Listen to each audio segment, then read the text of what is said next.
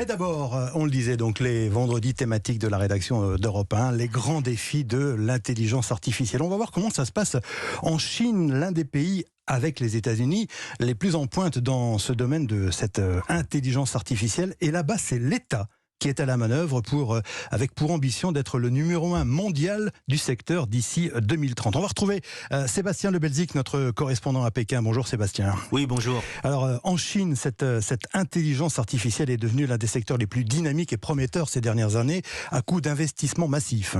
Oui, le gouvernement chinois veut devenir le numéro 1 mondial de l'intelligence artificielle d'ici 2030. Cela inclut des investissements massifs dans la recherche et le développement. La Chine est déjà le deuxième plus grand marché de l'IA au monde, derrière les États-Unis, un marché qui pèse plus de 30 milliards de dollars, sans compter des subventions incroyables, plus de 150 milliards de dollars distribués à des startups. Le programme s'appelle Les Petits Géants. Ça crée ici un écosystème formidable qui va de la surveillance à la santé, la finance, les transports, ce que l'on appelle la Smart City, des villes intelligentes entièrement pilotées par l'intelligence artificielle. Écoutez Kai-Fu Lee, il est en quelque sorte l'un des gourous du secteur. Il dirige plusieurs entreprises à Pékin et pour lui, pas de doute, la Chine sera le numéro 1 mondial d'ici 2030. La raison pour laquelle je fais ces prédictions, c'est que j'étais en Chine, à regarder cette capacité incroyable à rattraper son retard dans le domaine des technologies. Ils sont tenaces, entreprenants, avec un écosystème puissant juste derrière la Silicon Valley et bien sûr un marché énorme de données. Et pour l'intelligence artificielle, les données sont essentielles. Alors il y a un domaine, Sébastien, où la Chine est particulièrement en pointe, c'est la reconnaissance faciale. Oui, avec quasiment une caméra de surveillance pour 2 habitants, la Chine est l'un des pays les plus contrôlés au monde.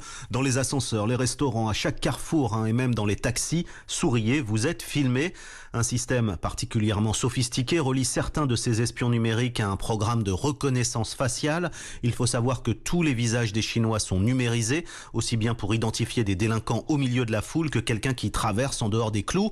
Le système permet aussi de payer dans les magasins en présentant son visage ou de prendre le train sans avoir besoin d'un ticket. Une société du Big Brother, le tout contrôlé par l'État.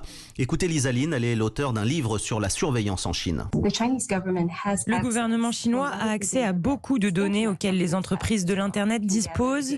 Il peut récupérer les données de toutes les caméras de surveillance, mais aussi les données d'Alibaba, par exemple, qui fait du e-commerce. Et comme ça, il sait ce que vous achetez. Alors on a bien compris, Sébastien, que l'État en la matière est tout puissant finalement. Comment réagissent les Chinois ? Eh bien ici on voit plutôt le bon côté des choses. Quand je suis arrivé en Chine il y a 15 ans, on devait tout payer en liquide. Les cartes de crédit ne marchaient jamais et aujourd'hui tout est piloté par l'intelligence artificielle. On paye, je l'ai dit, avec son visage, on prend des taxis sans chauffeur, les caméras de surveillance sont partout, ce qui fait qu'il n'y a plus de petite délinquance. Mais c'est vrai que cela pose beaucoup de questions, notamment en ce qui concerne la surveillance des minorités ethniques, des dissidents politiques ou des journalistes. On a même vu une intelligence artificielle ici capable de jauger la loyauté des membres du Parti communiste simplement en observant leur comportement. L'IA s'invite aussi dans les salles de classe pour surveiller que les élèves sont bien attentifs. Donc on bascule très vite dans une société du contrôle, ce qui peut être assez angoissant, effectivement. Effectivement. Merci Sébastien Lebelzik, correspondant d'Europe 1 à Pékin.